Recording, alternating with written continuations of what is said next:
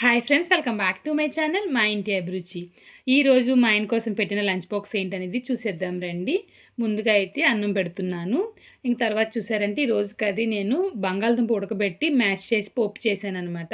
దీని పేరైతే నాకు తెలియదు. మామూలుగా ఫ్రై చేస్తే తినరు కానీ మా ఆయన ఈ విధంగా చేస్తే పాప ఇష్టంగా తింటుంది, ఆయన కూడా ఇష్టంగా తింటారనమాట.